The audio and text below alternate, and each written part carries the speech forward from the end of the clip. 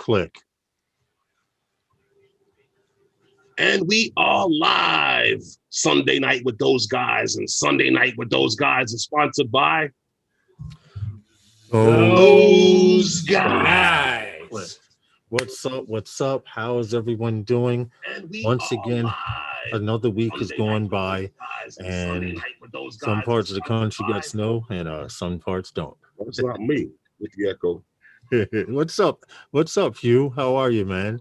JSK was in here earlier. How's everyone? How was your weekend, Paul? Herman, I know Herman's watching football, so he was enjoying his weekend. The weather's been nasty, but Well, it is what it is. I had a decent sports weekend. Now you were talking about vinyl concrete? Yeah. Vinyl concrete. Because I've never heard of it. I hadn't either, but it looks like it's interesting. But vinyl, have you heard of vinyl? Ever heard of vinyl concrete, Tom? Yeah, it's something that can be applied, but the problem is it's usually applied over a substrate. It can't be applied by itself. There's okay. And the military has them, and they unload it on a pallet, then lay it out. And they blow it up, then they wet it down, and it's a permanent concrete structure. Mm-hmm. Yeah. And what do they apply it to? You said, Tom? Usually a substrate. So if it's going to be used, there's usually they frame it out. Okay. Or and it can then be in the demo, what they're doing, Tom, is digging out a ditch like where there's a water drain, laying it down, and then wet it down, and then they don't have to worry about dirt getting in there and everything else. Oh, okay. So they're using it for runoffs and byways. Yeah. Or catch basins and that kind of thing. Yeah. Vinyl concrete is also usually applied over a regular concrete just to give it additional tensile strength and for high traffic. So you mean to tell me you could actually have someone come and install this over a freshly blacktop driveway or something to that effect? Yeah, usually what you do is you put down bank run shale first. And that's got to be down for a period of time. It's got to be compressed. Then after that, you put down gravel, then blacktop. Okay. I got you. So it's more like an under. And if you're in wet areas or cold areas where we experience snow and all, you have to make sure the road is crowned also. Yeah. So this way you have runoff. Now, if you go through states where there is very little precipitation, you'll notice the roads are very, very flat. Okay. That's when you can really relax in the driver's seat to the point you can get yourself in trouble. Okay. And with a well-aligned car, you can go for miles and miles. A well-aligned car and cruise control. Yep. Hey, El Smeghead, how are you, man? What's good? Damn that cruise control. I want to see drone adventure. Can bury the needle. How are you? I love the adaptive cruise control I have now, which is pretty cool because I was in bumper to bumper again yesterday, and I had the adaptive cruise control on, and all I had to do was just be ready for the break. Mm-hmm. You know, the stop and start. Yeah. To me is the best sleep aid on the planet. Okay. It is. I can drive an open country for hours on end without being fatigued. But I get into bumper to bumper traffic, I'm ready to take a siesta. And if the wife and I, do the fire drill and switch seats, I'm wide awake in the passenger seat. So, but now with the adaptive cruise control, it's not fatiguing. It's handling the little start and stops. It keeps just the proper distance. I don't know if I could relax enough to trust it, but you know what? After a couple of times. Well, I'm not saying you let your guard down. I'm just saying it's not as tedious. Okay? I could believe it. And the other thing is when you are on the open highway and you're moving with traffic flow, it keeps your distance. You set the amount of distance and it keeps it. So if the driver in front of you slows down, you don't have to hit the brake and take the cruise control off. It slows down for you. How are all So- you guys out there? All you guys and girls out there? Hey, Oh, Tim, how are you, Hit the man? like button on the way in. Bird Coming man. in. Tim Jackson RC. Yep. Rojo, hey, what's good? Rojo. Birdman, Rojo. Rose, Where what's you been, good, man? Haven't Who's seen that you. other guy there? Paul Murray. Hey, what's up, man? Hey, I see Hey, you. yeah, It's- Paul. I see It's Paul funny. slinking in Usually the chat Rojo there. only shows up when we mention alcohol, but we didn't mention any. It's early. It's early. Yeah. Man, what's up, man? What's up, Robert? How are you? It's good to see all you guys. I hope you've all Blade, had what's up, man? How's decent it going? week and or a decent weekend at least. I mean, there wasn't a whole lot happening here in New York. We did get some rain from the hurricane that hit And we're getting hit the rain right now. southern part of the states, but that's all it was rain. But tomorrow it's been raining since they said it was going to It start was raining really today, decent. and they claim tomorrow morning it may be light rain and or some snow. At least No, snow heavy in the upper winds. regions of New York. Heavy winds. Well, there was snow. Seahawks there are was a snow different team yesterday. every play. We went upstate yesterday. There was snow up there. Yeah. There was snow still on the trees and on the grass. Well, in your video that you put, that's Ulster County, right? The one I just put up. Oh yeah, Yeah. that's Ulster County. That's on the other side of the Hudson. That's very good because a lot of people don't know. That's the beautiful side of Ulster County because Ulster County also has a very large prison up there, and it's Oh yeah. Yeah, there's some. It's That very could be said for a lot of places upstate. That's Yeah. true. That's true. But Yeah. I read when you said Ulster, I was like, well, that's the side of Ulster County that I've never seen. Well, that's actually that the beginning and the end of the video. That the ballparks there, the parking lot. That's where I flew from, but that's also where we parked to get on the the Hudson Valley Rail Trail. Right. When we went across the Hudson. So, and from there, we met up with the Dutchess County Rail Trail and we took that all the way down to Hopewell Junction. Now, yesterday we went up, my daughter lives in Millerton, New York, which is Dutchess County, upper Dutchess County. So it's up by, if we were talking about the city, we're talking about blocks away from Connecticut, okay? They're on the Connecticut border, just south of the Massachusetts border. And beautiful country up there. And so we got on what they call the Harlem Valley Rail Trail yesterday. Okay. And we went from Millerton, New York, down to Wassaic, New York, to the Metro North train station, and then back up again. So we covered altogether 25 miles yesterday. Okay. And flew a little. Didn't get to fly much on the trail because I really didn't have an opening in the trees above us. I wanted to try the active track, but it was a complete canopy.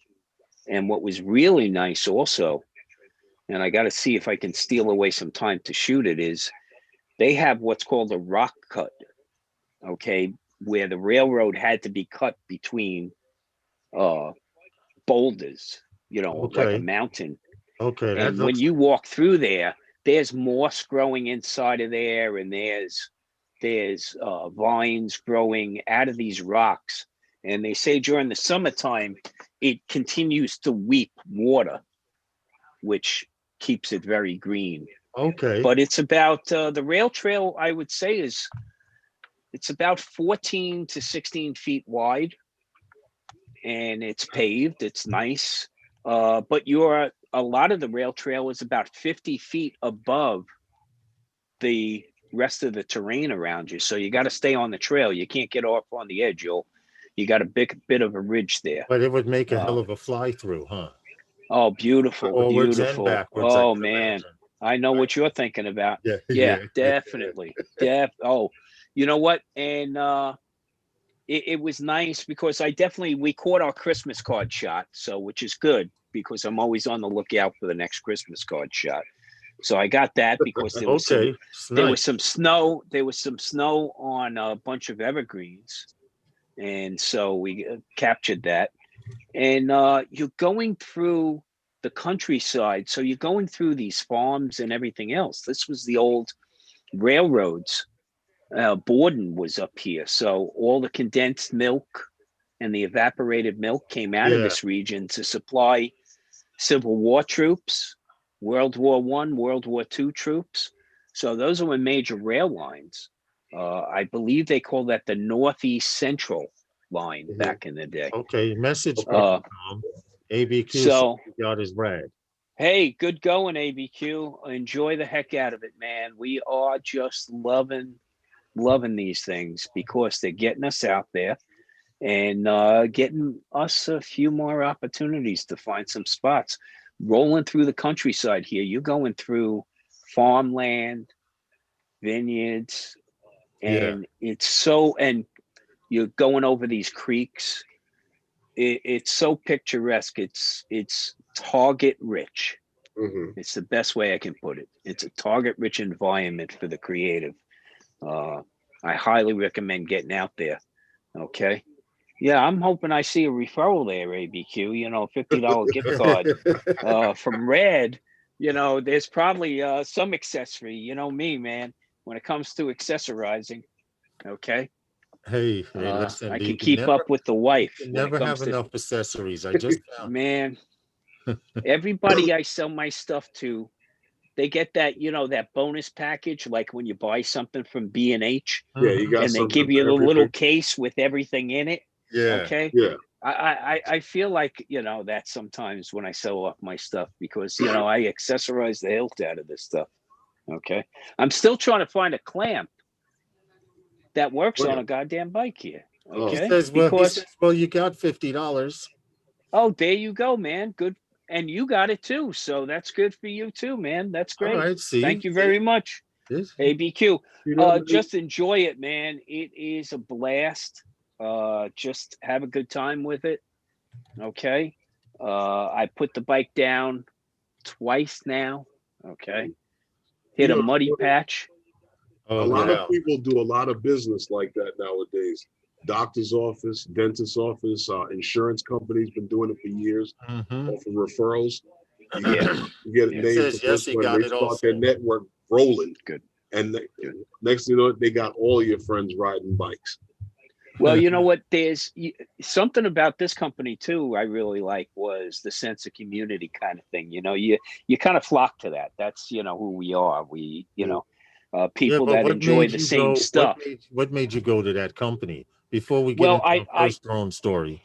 Well, I research the hilt out of everything, man. I research it. You know, I'm always doing the deep dive, looking at forums and everything else. And I was looking at how people reacted to, you know, customer service and all, especially since we've dealt with our issues with DJI, and you know, a good customer service can make all the world a difference. And they got a huge community, and even on Facebook, the community's I think it's almost like 40,000 people on the Red Power Bikes community. So I like that. I like the information they presented. I did the comparisons amongst bikes. I looked at all the YouTube videos. And also I had the situation, the wife is 4'11". I want her to be comfortable. Okay. Can she get away on most bikes? Yeah. But is she comfortable on them? No. So the nice thing was they had a page titled Geometry up on the RAD site. They had how to measure yourself. Here's the range of bikes, and here's the different types of bikes you'd fit into. Here's the different types of bikes, you know, you can buy, whether it's for commuting. Right. We got like all-terrain fat tire bikes, but they're foldable. So we wind up. Probably suggest the ones with 4 wheels for my fat ass. Well, you know what? They have. You got to see some of the commuting bikes they have, and the cargo bikes they have now. Okay. And they got trailers, they got sidecars, they got everything for these. But these are traditional bicycle looking, you know, like I'm wondering if Eddie's on yet. Eddie's got a Super 73. So that's got a more scooterish type of look. That's for much longer distance, right? No. He's got a class 2 bike also. The good thing about class 2 bikes is we can be in state parks and national parks now. Because and they're that's e-bike. they're not right. So one of the things was you'll see signs all over, no motorized vehicles, but they're talking now about gasoline engine. Yes. Okay. Yes. Because And I saw the that other on the thing is, boardwalk. look, if I get stopped, I'm pulling the American for Disabilities Act. Okay. Wait a second here. I'm an older gentleman now. I have decreased mobility, and this assists me in enjoying the great outdoors. And I'm still pedaling and getting my exercise. Well, that's the other thing. You're still pedaling. You're still getting a lot of good exercise. I'm wearing the watch and keeping track of my steps, and having 15,000 day, runs, and so. Not complaining, man. Not complaining. Okay. It's a blast. And then, I got the bag on the back, on the rear rack. And you're ready to shoot. I got the drone in the bag. I got the camera in the bag, so, and having a good time. So. Well, I wanted to get, that's good to hear though, because I see you're getting a lot of time out in the open. You're prepping for when you go west. Well, look, we're looking to explore wherever we go. We got the foldable ones, so we fold them up. We throw them in these 2 Craftsman 50-gallon totes, toss them in the back of the SUV, and off we go. So no matter where we want to go, even now, if we want to head down south right now, we can go check out the Smoky Mountains or something like that, pull the bikes out of the back and hit a trail. Yeah. So that's the nice thing about it, man. And you go further, it's you get to go 10, 15 miles into a trail instead of walking 2 or 3 miles into a trail, because you got 2 or 3 miles to come back out. True. So very true. And very, very tired as well. Yeah, I'm trying to keep my that heart rate below a certain number, Right. Well, I'm going to lead into the first story of the night, because it seems at least once a week we're talking about Drone Racing League, or every other week at least we're talking about Drone Racing League. And I did a story that them and a former basketball player got together, and they're heading out and doing a major STEM program across the United States. Well, Drone Racing League is in the news again, but kind of in a different way. There's a company called Gina Sports. They're like our FanDuel. They're a sports betting company that depending on certain states, Tom is funny. Yes, you put your money in one side of your keyboard and it comes out on another, stuff like that. But anyway, Gina Sports has signed a contract with the Drone Racing League, and the Drone Racing League will be the first. They believe in the Drone Racing League so much that they believe that they could enter it into the gambling world and make tons of money from it. It says here the multi-year partnership will re-image the gaming landscape, marketing and initial setup towards creating the first ever league approved drone racing product in the United States, according to DRL. The agreement will authorize licensed sports books to attract a new audience of drone racing fans into the world of betting. So basically, they want us to be able to bet on drone racing like you do horses and boxing. And you want to know what? It has such a following and is getting so big. I honestly believe that they're going to make a killing. Well, I mean, the opportunity for growth is there because, and you and I spoke about this before. Mm-hmm. Everybody knows about Las Vegas. Everybody knows about Atlantic City. Atlantic City was a big dog for a long time. Yes. And what eventually started to kill both of their economies were when they opened up at the 2 Indian reservations that, we know of Foxwoods and Foxwood was the first one in California. And those 2 Indian reservations took in a lot of money, and it helped kill Atlantic City. And we talk about New York all the time, and why doesn't New York adapt? Once they opened up the machines at the racetrack, we started to see how the money flowed into to the racetrack, and we saw that New York area is feeding Foxwoods, and it used to feed Atlantic City. Right, and now everyone. So if we did it here, we could actually have a revenue in this. But now, when you start talking about drone racing league coming into sports betting, yeah, you know, if FAA allowed, you know, something like, you know, drones, you know, we're just like infancy right now. There's a possibility for growth. You know, FAA. It's indoor. Yes, exactly. It's indoor. And dude. but you see, it's indoor, but yet, just like how, you know, professional sports is played on these great fields, it started with the kid in the dirt field. Yeah. And that guy's got to be able to grow and be able to nurture his skills, and he's got to be able to fly somewhere. So yeah, I can see something like that growing if we're allowed to be able to do these things. What's up, Roger? How are you, man? What's up, here's Roger? the catch Canadian Drone Hub. Because you remember Drone Racing League, they started their 2020 Alliance World Championship season, which they've been airing on NBC and stuff, right?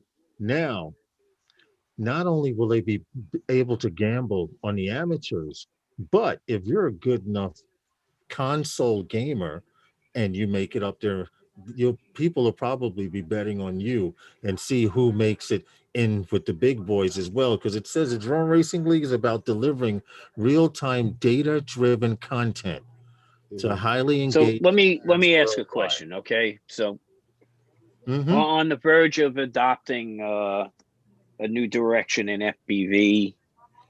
So I enjoy the Drone Racing League when I see them flying physical machines.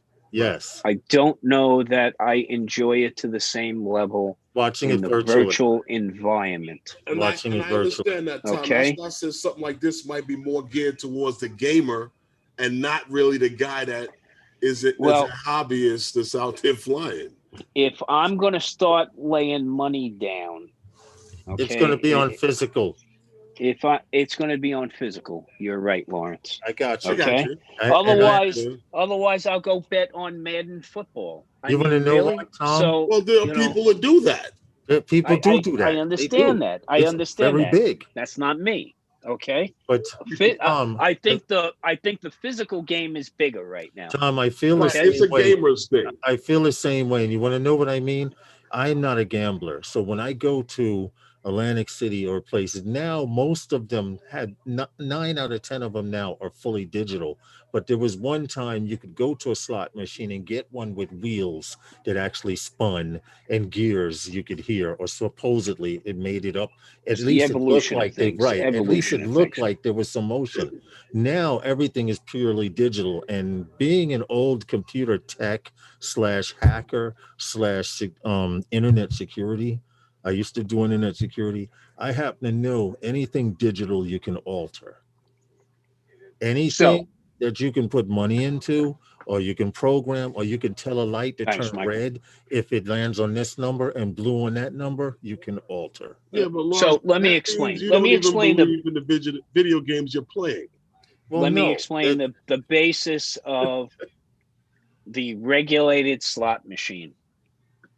It is a random number generator. Yes. That has a level of odds built into it. Mm-hmm. And the one thing and the only thing to keep in mind is how many cents on the almighty dollar does the casino give you back. That's it. Right. That's it. That's the bottom line. I don't care how lucky you are, whether you think that machine is hot or this one's cold. It doesn't effing matter. They're going to give you a couple of cents back on every dollar. Right. They're going to feed you and still only give you a couple of cents back on the dollar. Yep. They're going to give you alcohol. Yep. And still only give you a couple of cents back on the dollar. So once you resign yourself that every time I'm going to walk in, I just need to hand him whatever I got in my pocket. I got to give him 98% of it. Yeah. And call it a night. I'm good. Back 2 cents. Okay, but I'm not saying you can't enjoy yourself. I'm not saying you can't hit it once in a while. Hey, but realize, Roosevelt. No, you're absolutely right. Hey, Fly Natural, what's good, baby? And I enjoy it. Hey, Vegas, they treat the locals different out there. Yes. Okay. Happy birthday, Corey. Like I said, I think it's more so geared towards the gamers because, with stuff like that, this has been going on. There's a big thing now. If you look online, there's a championship ring for everything. For gaming, for this fantasy football has a championship ring.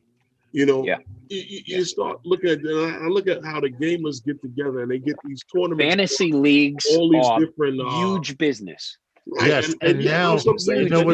you know what makes like this. Like I said, it's geared towards the gamers because Lawrence, we watched the that first night with the drone racing league. That kid, I swear I can't remember his name. He was a gamer. Yes, the kid that was beating out the younger kid, actual physical pilots and people that have been playing the games from conception.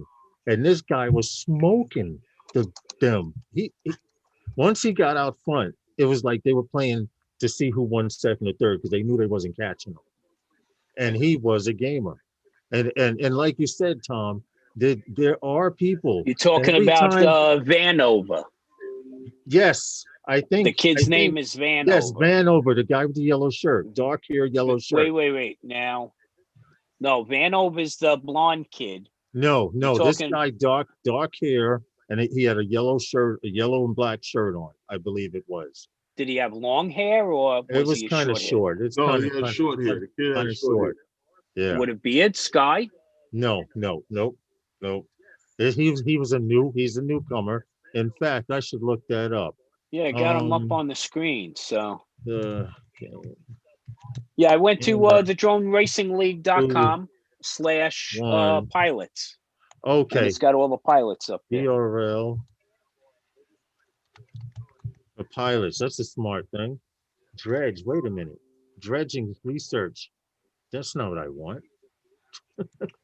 Yeah, no, it's the Drone Racing League. Oh, that's what it is. .com. Yeah.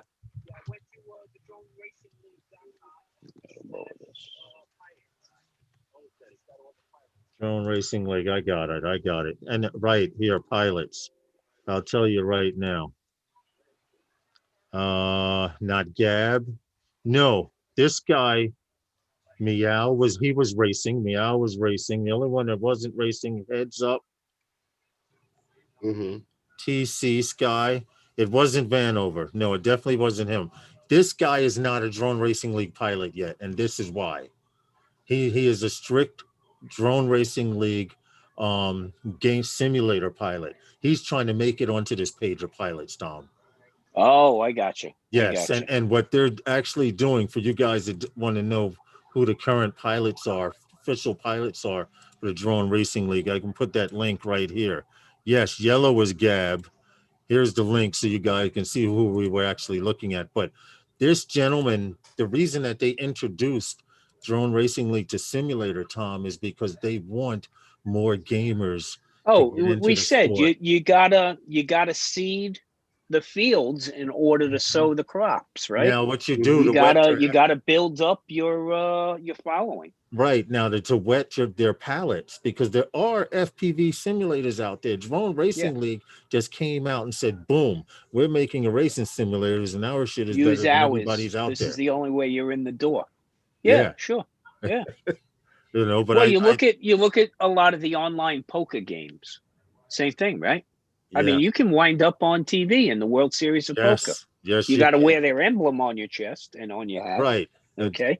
But that's how some people come up. And go to drink something, Tom, and at the bottom of it, there's an advertisement. Every time you turn the cup up. Absolutely, man. It's product placement. Tell me there's not a motion picture. Oh, Corey Mano says Gab. That's right. Gab is from Canada. Gab is Canadian. I do remember that about him. I remember when they brought Gab to the Drone Racing League. and he came in as a phenom. That's why he earned his respect. But I actually watched the first season, which was actually, they actually filmed one episode here in New York, in Manhattan. They took an old club somewhere and they turned it into a track, and they actually had tournaments in that club there. And I had knew about it, and I wasn't in the FPV at the time, and I was so pissed. I thought it wasn't at Roseland or something, or they were. I don't remember the old club. Or the old Studio 51. It was one of the largest clubs in Manhattan, and they turned it into the whole building into a racetrack, and they had tournaments there. And that was the last time they were in New York, and that was when they were actually trying. Hey, what's up, the Fly Guys from Finland, right? I remember that. I like the Fly I want to I want to see them take stadiums like they did. You need to watch the first season. Yeah, no, I saw some of those, but the new Allegiant in Vegas for the Raiders. Okay. Oh, get out. And set that up and fly through there. I mean, there's nothing but venues there. Okay. I could imagine the guys that actually design these tracks. And what I like about it is it's not anyone coming in with their Formula One, like racing.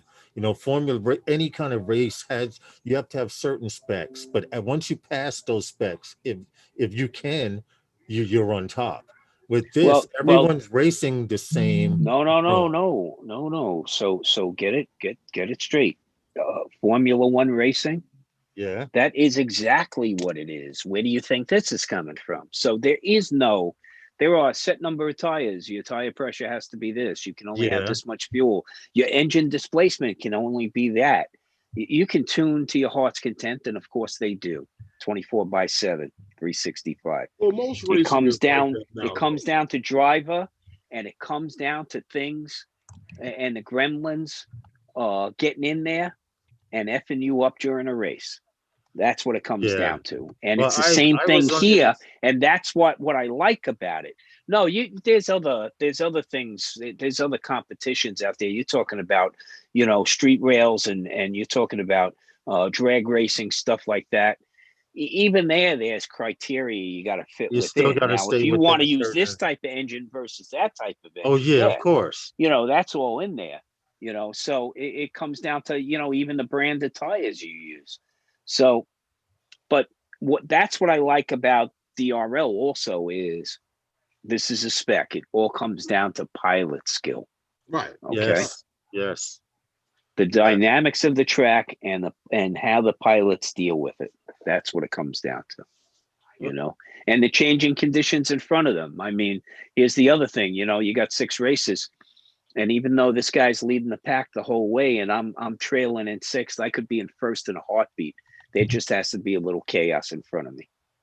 Right? It makes sense. Also, you also study on how you're running that track, how that track, you're able to adapt to that track, how that guy is taking that turn, where you can cut in and cut out. You can cut in, right. The dynamics of the track, right? Am I going to do a full 360 invert when I come out of here, or am I going to dip down left, and you're right? And, so all of that, man, that's what I'm enjoying watching. Sorry for interrupting. Michael Blade, you said you signed up for DRL. Keep up. This year in 2020, they're showing their actual races. They're showing virtual races actually now on NBC Sports something. Yeah. I forget what the channel's on. Yeah. MSNBC. Oh, NBCSN. Yeah, you can also catch it on Facebook too. Right, yes, right. And on Facebook, and YouTube. The day after the races or any events that they have, if you signed up on DRL's Facebook page and you like it, their feed will come through the day after of all those races, because that's actually how Herman and I were watching the race that night, and I got to watch it in more detail the day after, which was even better. JSK, I agree. So here's what I think. Here's what I think they should really do, and I like one aspect of when they were doing the Sims, you had the trails on the that you could follow, the drones with.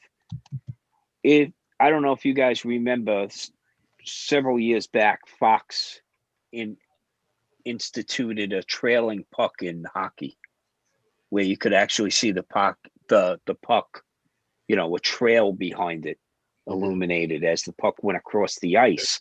And when it got caught in the near boards and they were struggling for it, you could actually see that the puck was down there as they were up against, the boards.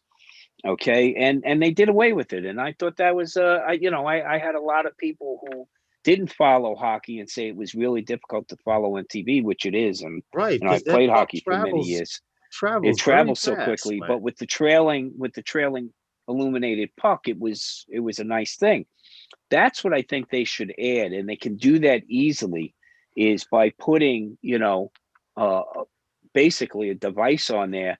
They can trace. It's a chip. They do it now with pro golfers, where exactly hits the ball, and with this chip inside each of those balls, it calculates the rotations, what causes it to curve, and you can actually track the ball. You can track the golf ball. When you watch golf and you wonder, that cameraman's not that nice. The camera's following it automatically because there's a chip in the ball. So that's what I'd like to see them do in Drone Racing League while flying physically. They're joking on you, Paul. They say you're working hard over there editing. Mm-hmm. Yeah, we're watching. See, Paul, the reflection off your glasses is the giveaway, Paul. So. Yes. See, I edit over here on this computer. We still see the reflection on the screen. Yeah. He's shopping. He's editing. He's doing everything. It's all right. But I just thought it was interesting because Drone Racing League is slowly coming up in topics that not only have to do with involving children and teaching STEM, but now they're getting into the gambling part of it. They are trying to recruit pilots for the Drone Racing League, which I think is exceptional. Oh, and then jump in there. Celebrity endorsements. Yes. And so far, video games like that. Jump on in there, Lawrence. I play games like that, but I'm not that good. I'm not. I on the week, Monday through Friday, I can beat up on the average Joe. But on the weekend warriors are when the pros come out. Like Friday night to about Sunday, about this time, I get my ass waxed a lot. I'm not gonna lie. But Monday through Friday, I'm the man. So I don't mind. I will make a little kid cry. I'm telling you, I could put jail. And you know how you can tell if they're a little kid, Tom, that you're playing? We're playing Call of Duty, right? Okay. Yeah. And I catch a kid come running down this alleyway that people don't usually run down. So once you kill them, they are allowed to spawn in your immediate area to come back and perhaps kill you. So this kid just kept coming down this hallway. Boom, I'd kill him. He'd come back. Boom, I got like 6 kills. He says, you're camping. I said, well, why would I move anywhere else? You keep coming through there. Lawrence, I can get Jalen and my nephew on you in these video games, and they'll have you like if you're a bear that just knocked down a beehive or a hornet's nest. I could imagine because Jalen looks like he's a good gamer. He doesn't go to bed. Yeah, up He's all night. Texting me, I'm asleep. I'm like, dude, what are you doing? He's playing. He's online. He's playing video games. Yeah. My son does that. He texts me at 10, 11 o'clock at night. Yo, they updated the map. I don't care until tomorrow morning. They updated the map or not. But anyway, we got another one here that's supposed to be, it's not too much of a story. Herman actually did a story on something about this a few weeks back, and it has to do with new drone technology, being able to forecast volcanic eruptions. And now they've been sending drones into volcanoes for a while now. I know they've been doing it for quite some time, and now they're sending them in there and they're keeping them in there longer. And according to this post by University College of London, you can now send certain type drones into volcanoes to monitor the carbon dioxide level, which was the same they were doing before. But because these drones can actually stay there longer, they can hopefully predict with the different CO2 levels when a volcano is about to erupt. Yeah, it's the concentrations between sulfur and Right. carbon They claim that dioxide. there's a chemical imbalance in a Yeah. volcano before it's So- about to blow its top, right? This is about getting it into a hostile environment where you can't transverse the terrain. Mm-hmm. Classic example, right? Right. Yes. But also you can't breathe the air. True. So these have sensors on them. We talked about in public safety using them for hazardous materials mitigation, getting hazmat rescue in there. This is the same thing. Getting these devices in that have these environmental sensors on them. Mm-hmm. They're sniffers, okay? Right. They're sniffing the air. They're taking samples, and you're able to analyze that in near real time and say, here are the yes. And see, this is where the higher technology concentrations here. Where's it coming from? Why is it coming from there? And what's really hard and what gets very, very expensive is how discreet this stuff has to be. Mm-hmm.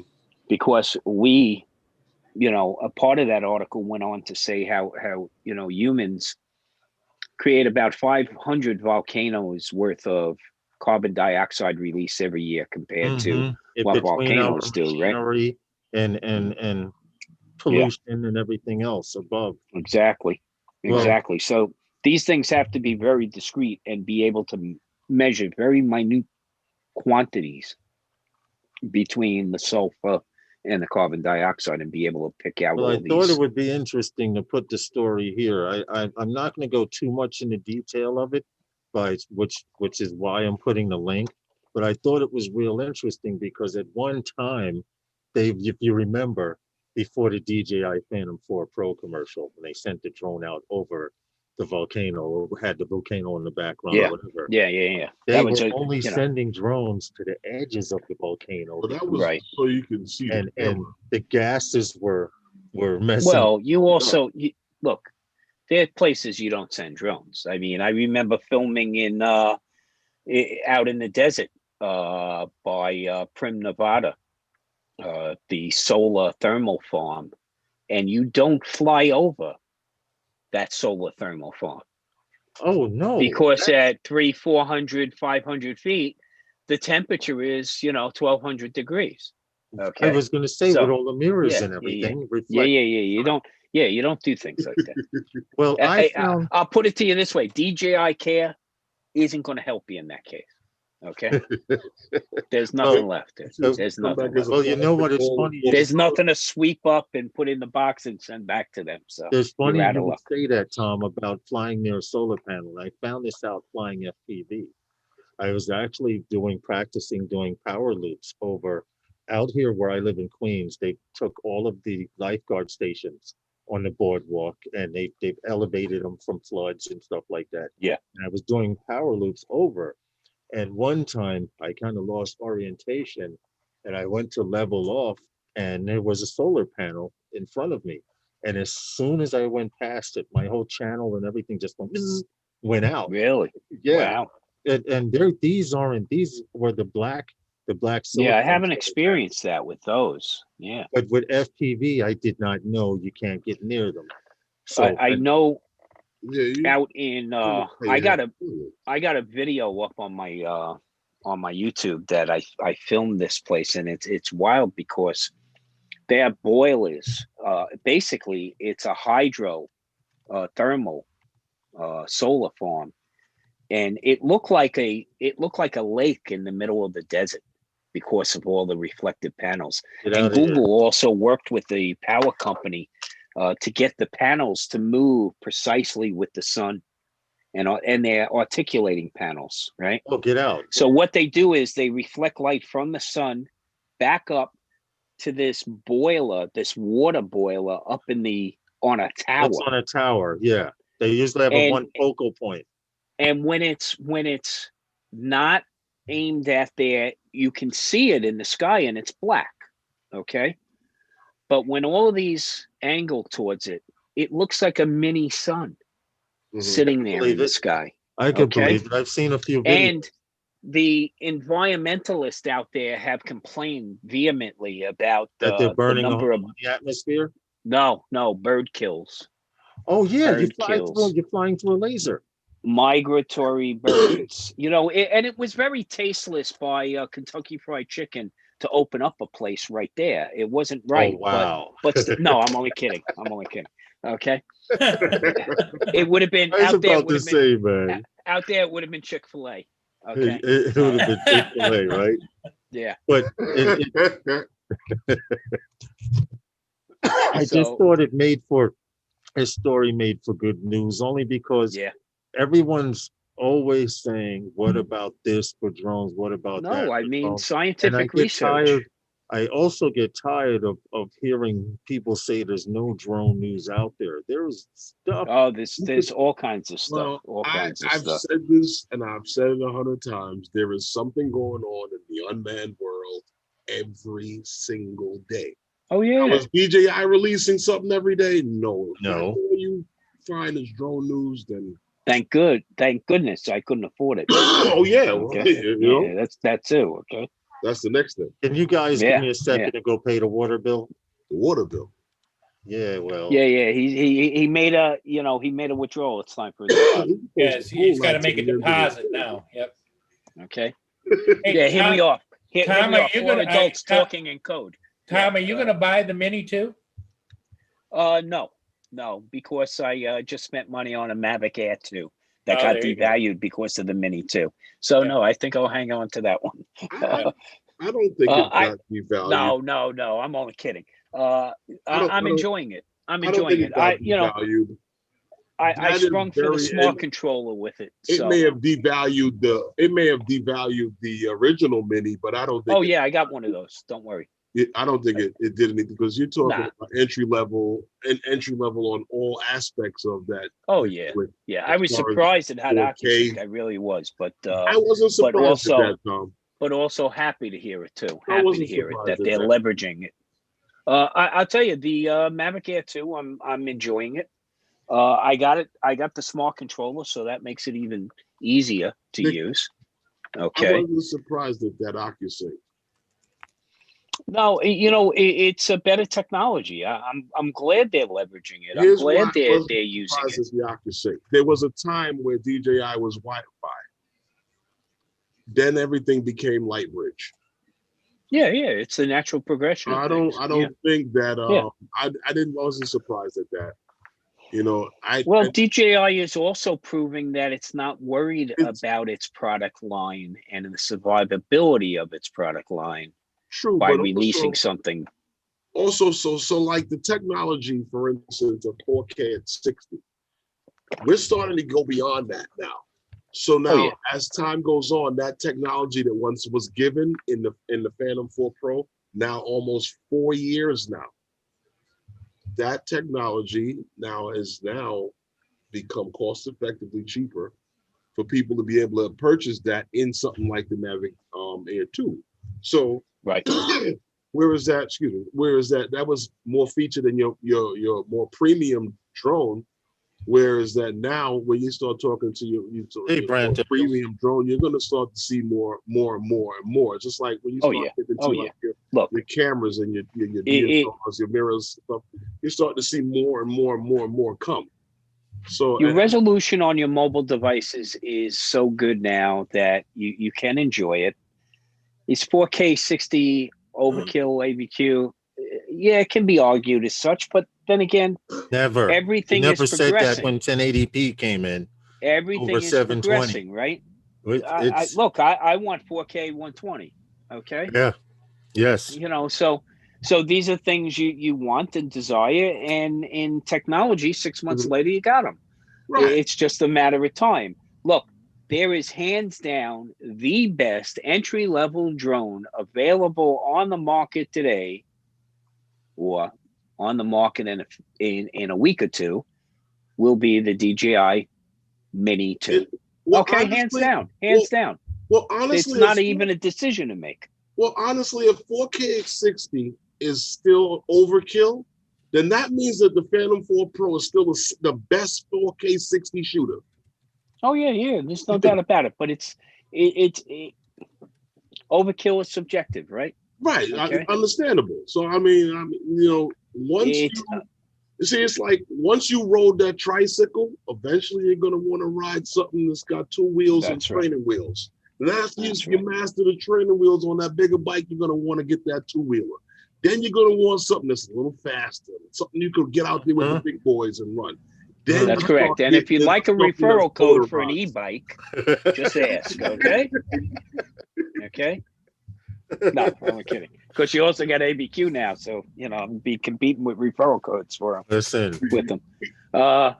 Look, it's like I said, the Mavic, the ABQ says watch Marcus Picks. He has a YouTube channel, ex-Hollywood videographer / photographer. It all depends. He's very clear about that. Depends on what you're gonna. It all depends on what you're gonna do with it. Yeah. Everybody has found a way to use different things for what they need and for what they use. ABQ, you didn't hear anything wrong. From the Phantom 4 Standard, which I owned, to the Phantom 4 Pro, which I own. It's a great platform.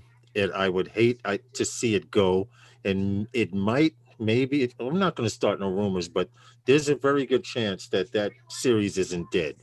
I was going to probably do a story on it next week.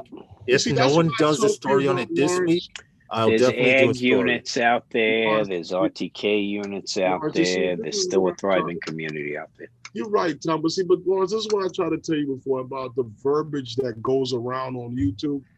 And that verbiage trickles down and everybody starts to use that verbiage, and then it becomes cancerous and it becomes a part of life.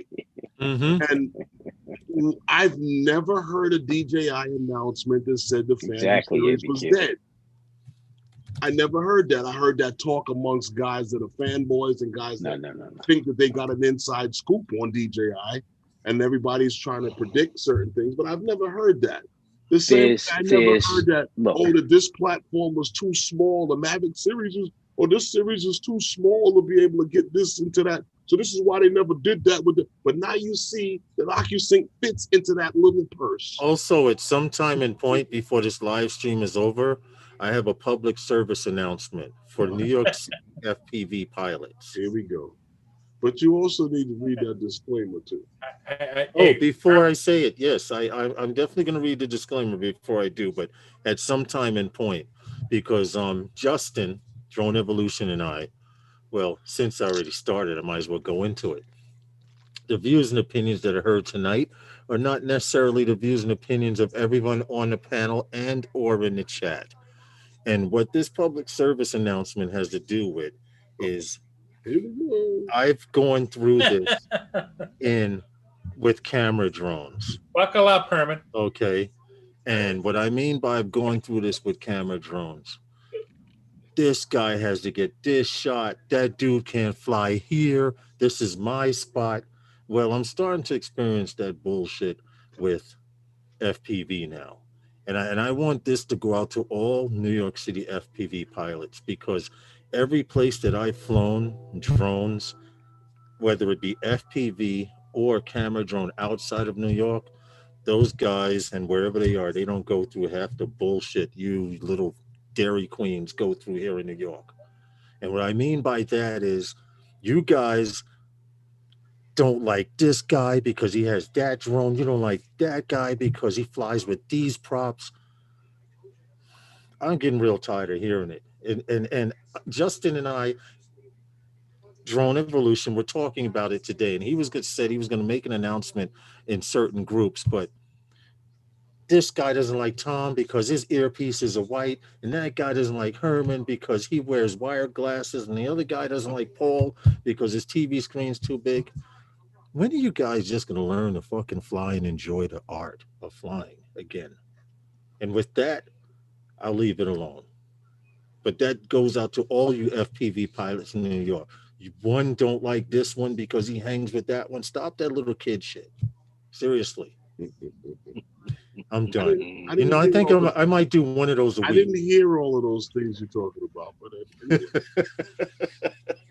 I'm sorry, but I just had to mention it because every time I get together with FPV pilots, says, yo, I don't go over here because this dude flies there, or that dude's an asshole. This dude's, grown ass people.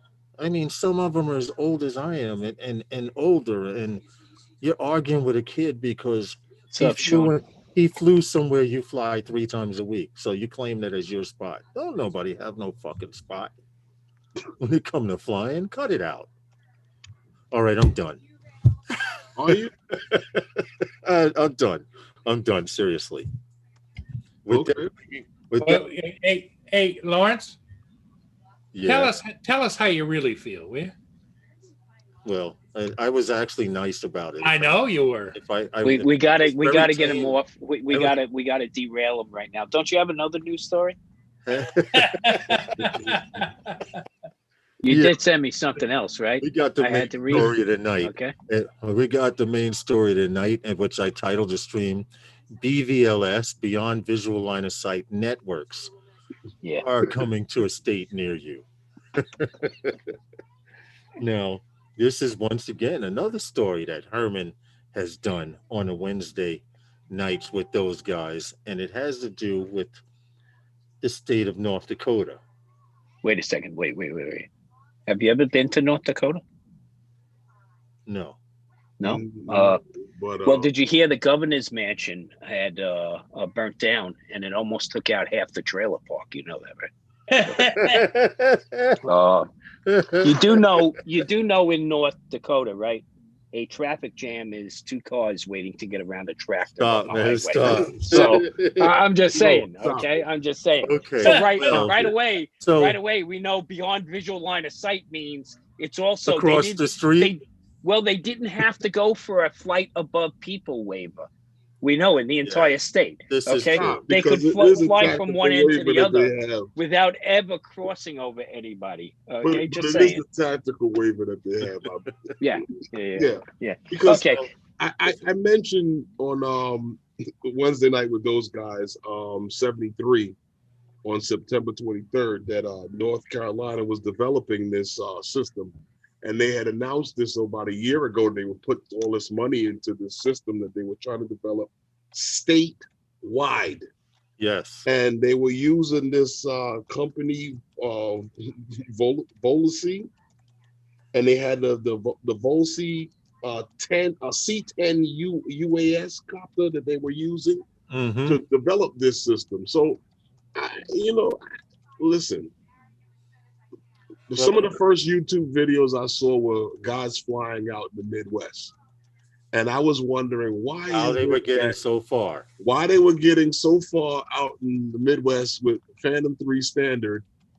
And this thing was going from farm to farm to farm.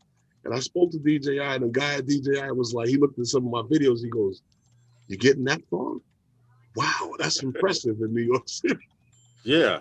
He said, the reason why those guys are going so far is because there's nothing there. It's just pure flat land. It's just out. Nothing's interfering with it. But so now when you talk about North Dakota and some of 2 cars, I see where Tom was going with it. Exactly. So beyond visual line of sight might be like, if you got a 12-year-old spotter with you, that could be the best. You might get half a mile. That could be in another state.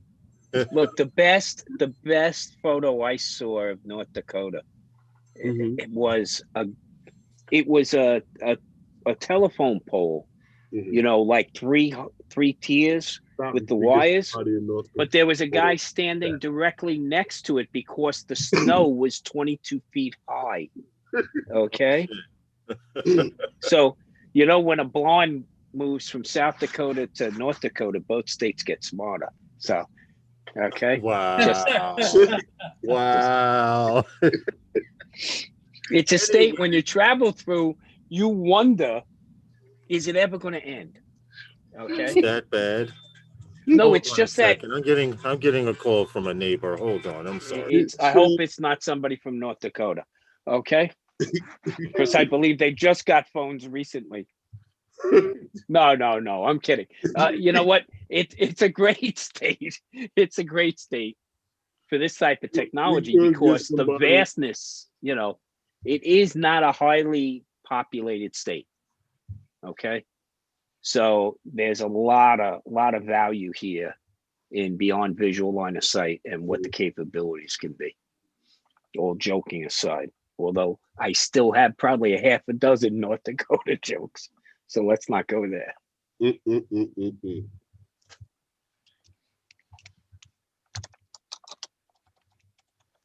That's not good. You might get some value in the chat from on there, and then you'll be in trouble. Yeah, exactly. So now this basically, what's the premise of? I mean, there's a whole consortium of groups, right, Herman, that are involved in this. The North Dakota thing. Yeah, there's a few, but Lawrence, you still there with us? Oh, he's on the phone. All right. He got a call from the North Dakota Travel Bureau. I'm sorry. I'm sorry for interrupting. That was my neighbor. okay. He's an elderly gentleman. He's kind of he's older than me by a long shot. So he happens to make the mistake of putting closed captions on his television, and he can't stand it. And I'm like, well, why do you keep putting it on? He says, I don't know how I'm doing it. I said, well, you have to be pressing that button to put it on. So after the live stream, I have to go next door and turn the closed caption off.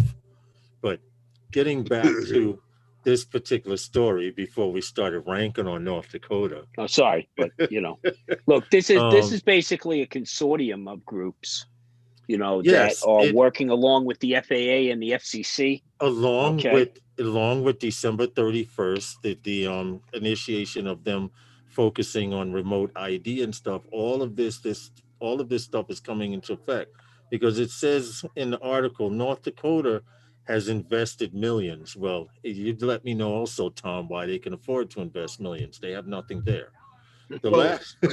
Well, no, they got a lot of oil money. They got a lot of oil money. Okay, all right. They have what he's saying is that they have a lot of wide open space to be able to do these. I get it. These training purpose, these training tests. Yeah, that's why it's the Aberdeen proving ground right now for drone testing. People think it's North Carolina, but no, it's North Dakota. And like I said, you have some very large companies involved. Look, this is Raytheon. Raytheon Technology is involved in this. L3 Harris is involved. He's a big company. Dales is also a big company. Yeah, because Raytheon does a lot of government work. This is they're a prime contractor for the U.S. government and the U.S. military. And they've been in the drone and in public safety. Yeah.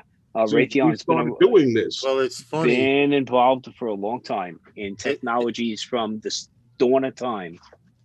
It's funny because they make it sound like they're the only ones doing it, even though, like Herman said, there are other states also creating these BVLOS networks. It says here last year they invested $28 million for the creation of a statewide network. Statewide. I don't know how big North Dakota is. I'll have to look at it. The landmass wise, it's pretty up. Network to facilitate drone flight beyond visual line of sight, BVLOS. The state has invested heavily in attracting the drone industry with oil and gas, military installations, FAA test site facilities, agriculture, and a lot of wide open spaces, which they tend to brag about. So when you have all this open space and plenty of room for stuff to fly over, and they're making this from state to state, from one end of the state to the other, people are going to want to come to that state and set up shop. Especially if you already have a BVLOS statute in a program set up in your state to do this stuff already. All you have to do is apply for waivers, and you can start up your business from house to building, from building to house, whatever. You're delivering pizzas, you're delivering wheelchairs, whatever you want to do with the drone. They want you to bring your money to North Dakota and do it. Right. And I could kind of see companies doing that. I mean, it's technology that'll be used all over. So but would you want to have a drone company in New York, or would you want to have a drone company in Dakota? Well, they're needed everywhere. Okay, it's not so much where, it's also manufacturing, think about it. You could have manufacturing happen anywhere. It's what they're proving in North Dakota is how they can backhaul the data. Right. Remember something here. This is all part of the FAA's plans from years ago. Remember, the FAA put out basically requests for proposals. You see what Brant from different put, places to put stuff together. Brant Ariels put real quick, Tom. North Dakota made their money selling fresh air to New York. You ain't kidding, baby. That's look. Here's the funny thing. Okay, North Dakota. It's funny. North Dakota has a significant landmass. Okay, I think it's. Wait, let me see. Where is it? They have 762,000 as their population from 2019. That puts them 47th in density. Okay, let's think about who we're talking about here, okay? Look, I'm moving to Nevada. They're low on the list as density too, but that's one of the things I enjoy. 47, so, Alaska right off the bat, that's probably the least dense state of all. Good night, show. Thanks for coming in.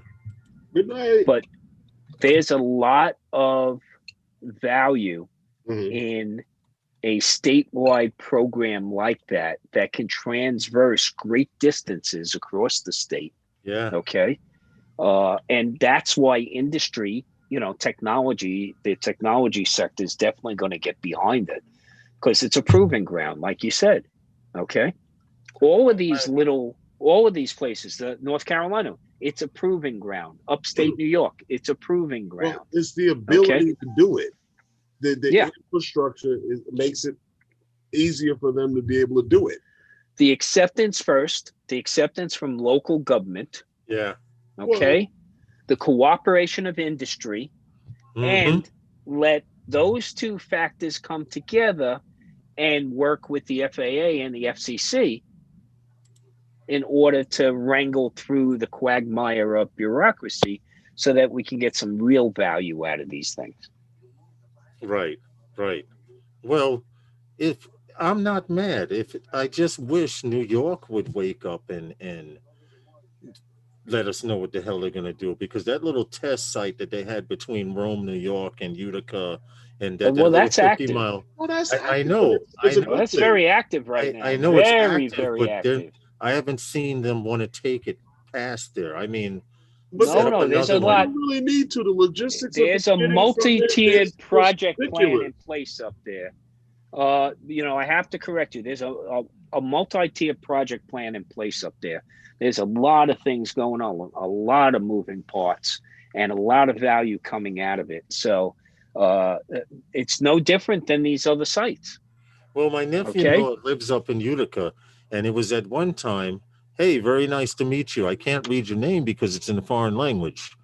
If you can pronounce it in English, welcome to the live stream. Yes. He lets me know, Tom, he was letting me know at one time on a regular that locals in the neighborhood will receive notices by mail and or pamphlet put inside their mailbox for that day. If you fly drones, planes, kites, anything that has to do with going in the air, to not do it from this time frame to this time frame. And he even has seen drones of different sizes going in different directions at different altitudes. He says you can be riding on the highway and see a drone cruising, and you can tell it's a drone because it's a six prop bird that looks like it weighs about 200 pounds. Okay. So I know what you're saying about it's highly active. I just want to see. I don't know. I guess I want to see this shit get happening. I want to see. Well, see, remote ID. Don't confuse what's going on up there to what you think is going to happen on the 31st. All you're going to see on the 31st is the fact that registered drones that are in flight, that are on a consistent Wi-Fi network, or should I say, internet network, will be following and complying with what they call remote ID. Right. Now, UTMs, that is something to come in the future. Once they establish it, we'll start to see other things start to roll out. You'll start to see other things come, other proposals and stuff will come out, whatever that it needs to be able to roll out the next steps. As far as like what you see in Rome, New York, that is just to get their learning curve. It's just like race, like what Tom was talking about racing. Mm-hmm. Every car manufacturer puts cars on the track in every sort of race to get a learning curve of their technology, to see what they can put on the street for the average consumer to drive, and how they can beat that technology to no end, to see where they can make those parts either out of a cheaper substance or make that part better, and what they need to get your car to make the money that they need to make. So when you get into stuff like that what's going on in Rome, New York, don't confuse it with what we're going to see in years to come. That's just for them to get a learning curve of what they want to roll out. They're getting a lot of information on how they want to operate, on how they're going to be able to operate. Well, yeah. I don't know what I'm in a rush to see, because I don't know if it's going to be harmful to me or not. I pray that it isn't, but to be honest, the harmful drones have been around you for decades, okay? The harmful drones have been there for decades. Yeah. Well, Tom, I'm starting to think like this. The useful drones, this is the age I'm looking at reaping the benefits from that technology and leveraging it. Middletown. What happened? I'll see if I use something called Trail Link and Ride with GPS are two apps that I use to find trails. But I'm talking about the trails that aren't far from Middletown in the next county over, Dutchess, which we were talking about earlier. But if you check out my YouTube channel, I just posted some video up there on a couple of those trails. Yeah, I was checking that out. Yes, ABQ, definitely check it out. The colors are looking real nice up there. And it's gone, man. It's down here now. It's just, Tom, I don't have any place to put a rad bike, man. I'd be sleeping outside with it in a blanket wrapped up. Yeah, well, that's the thing, man. And there's nothing light about these bikes, okay? Put it on the wall. So that's the other thing. Yeah, you got to put some good anchors up on that wall, baby. Well, and I wouldn't put it on the wall unless the wall was stone anyway. Brick anyway. That's easy, so look, these things will be layered upon itself. All these basically the various technologies that are coming out of this. A lot of what they're dealing with is how did you do that? Like data backhaul and all. I did the same thing. Are we sure that's his site? I caught that some nice videos up there.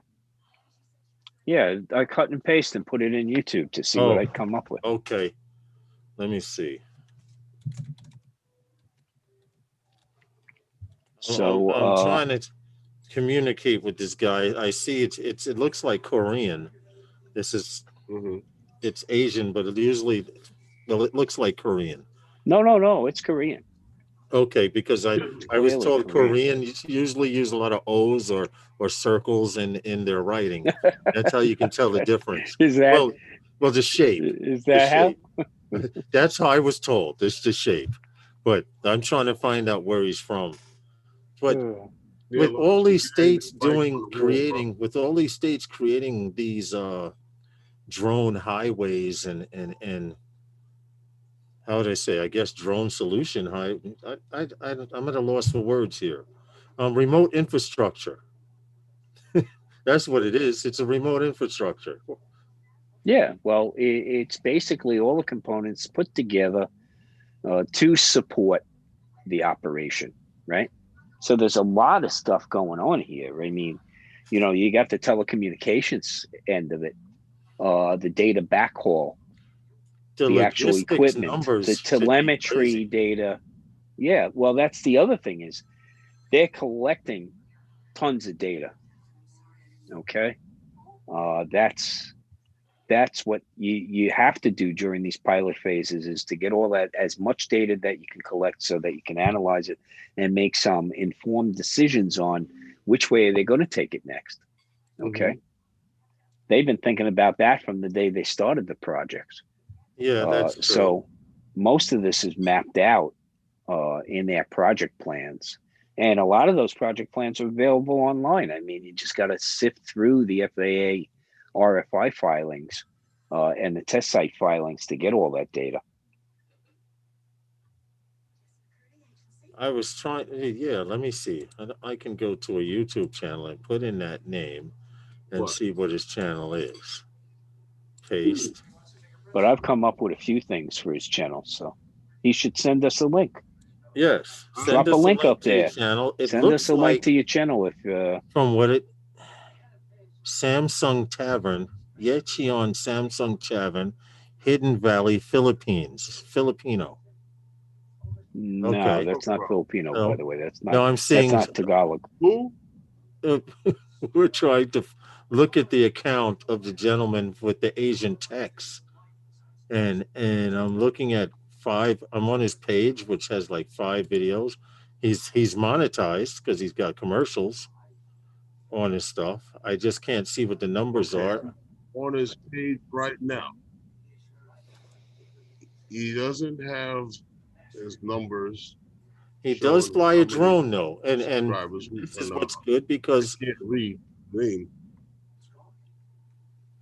I don't know what type of drone. You can't pronounce that, Herman? It is a camera. You can't pronounce that, Herman?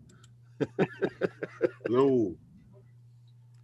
He does have a camera drone, I can tell. I was just looking at the first video. But anyway, I have supported your channel. I ate at the Hot Grill on Monday. Have you guys gone yet?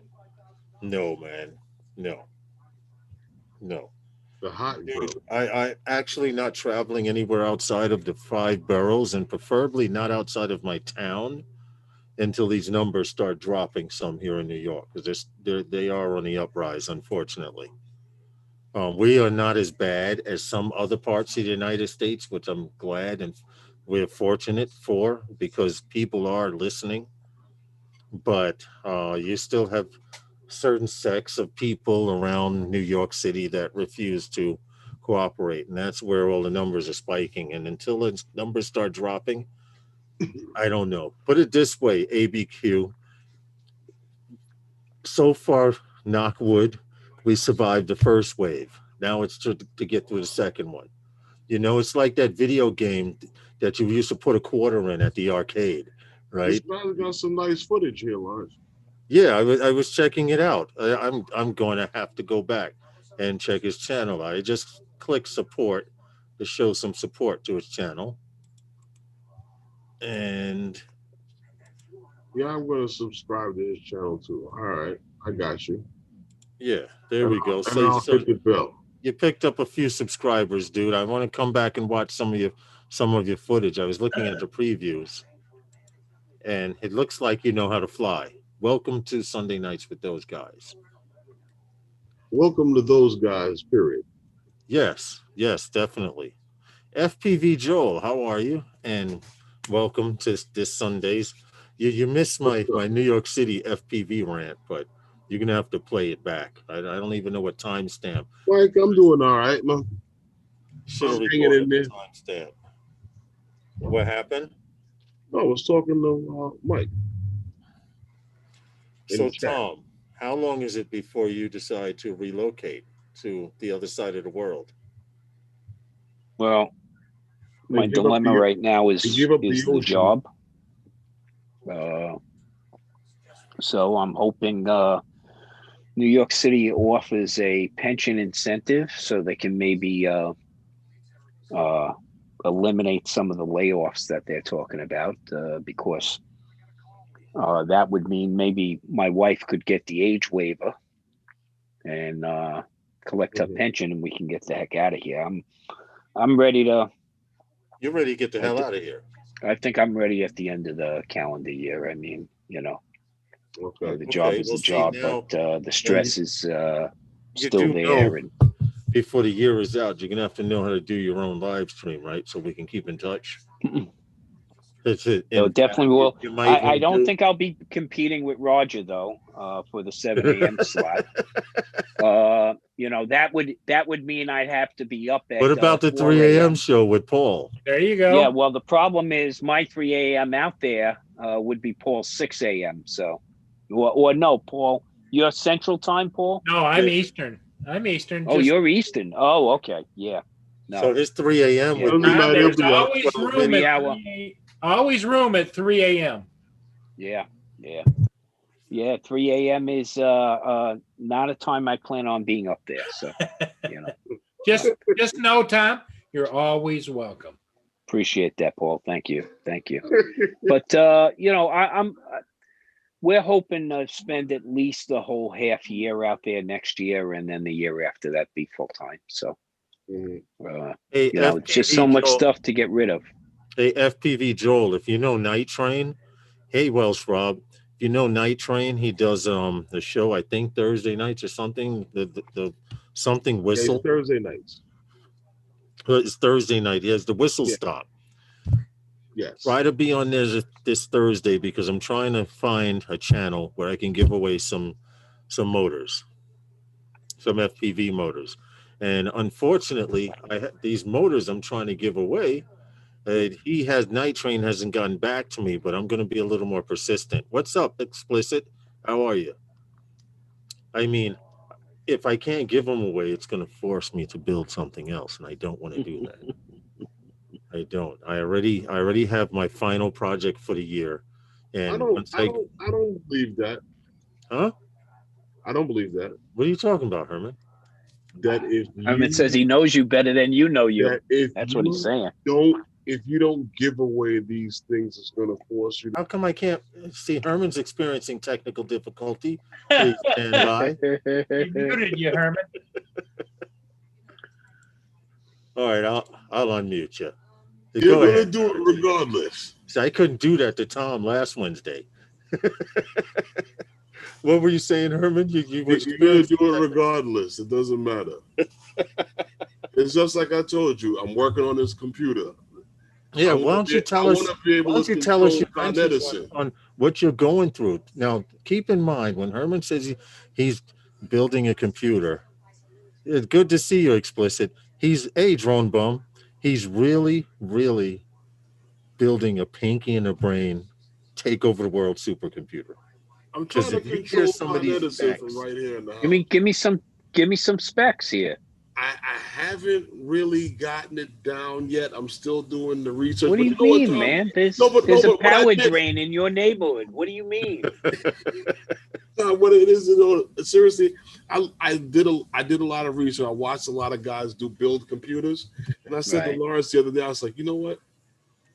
Compared to some of the work that I've done at work, building a computer is child's play. And I'm really looking at this and I'm like, wow, this is what it takes to build a computer.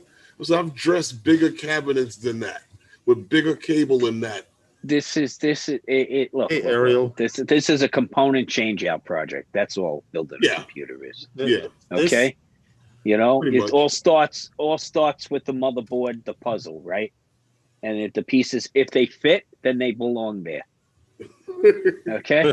Yeah, but certain motherboards can handle certain things and some can't. Listen, when he gets done with the machine, he should be able to play 5K blinking an eye. So how many cores? How many cores you loading that bad boy with? Okay. Yeah, go ahead, pull out your spec sheet. You saw him. You see? Come on, man. Come on. Don't give me that coy shit. That I don't think I have it. I'm really not sure. My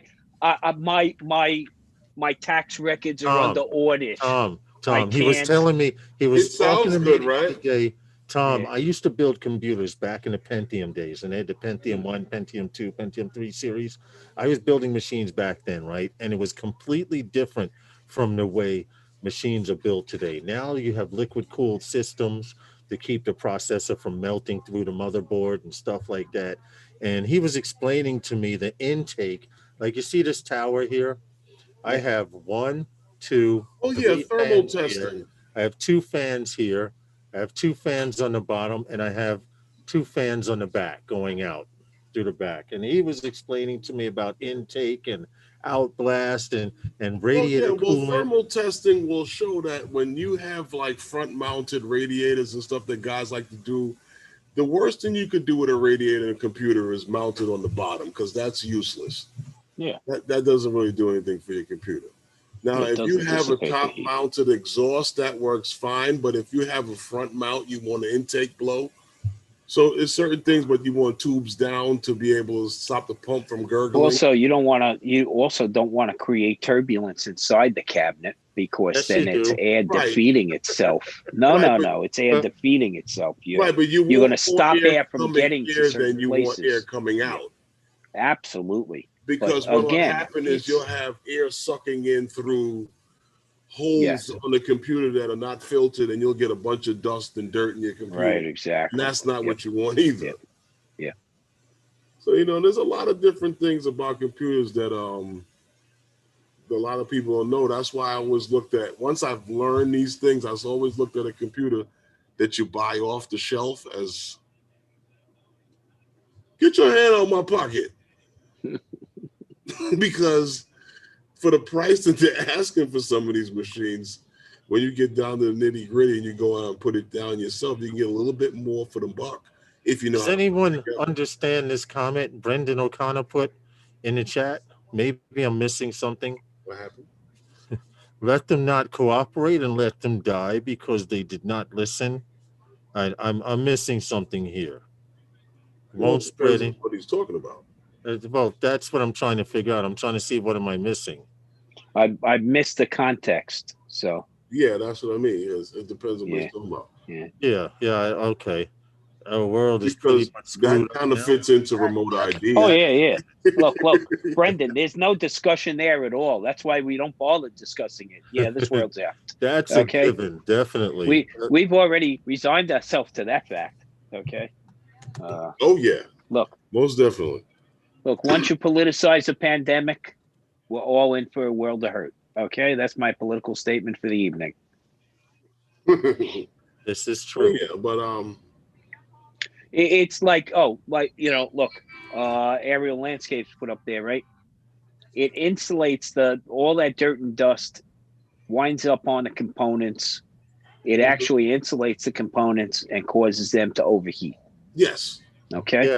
Yeah. So exactly, aerial landscapes. Yeah. That's exactly what goes on. Look, it's like anything else. You get what you pay for. If you want to put the elbow grease into it, then you're going to get more dollar value, and you can step up your components. Well, ABQ and then when something's not going right, you know what it is. I mean, ABQ you have that intimate relationship. But unless you're doing heavy gaming, I have an eGPU for video stuff that works great at 64 gig on a Mac Mini. I'm not familiar.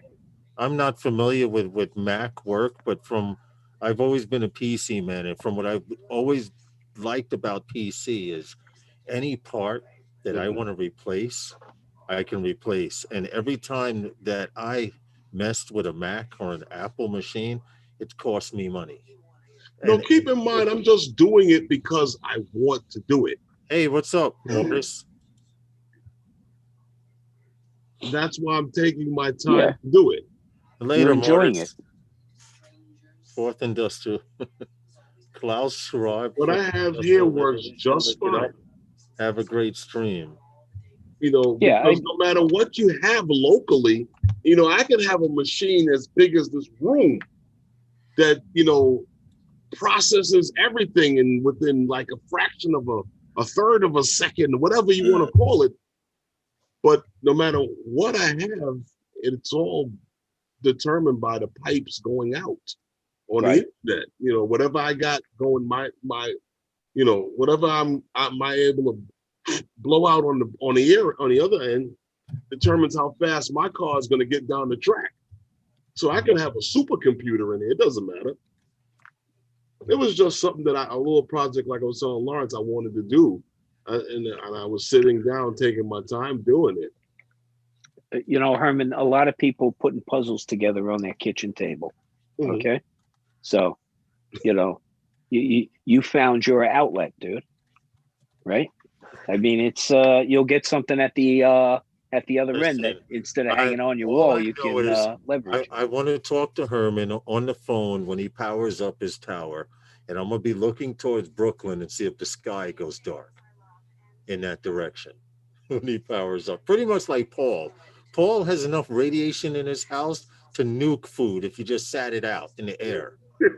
He's got TVs and towers and cameras and everything around there. Lawrence, I don't know if I'm going to use a 1200-watt power supply, but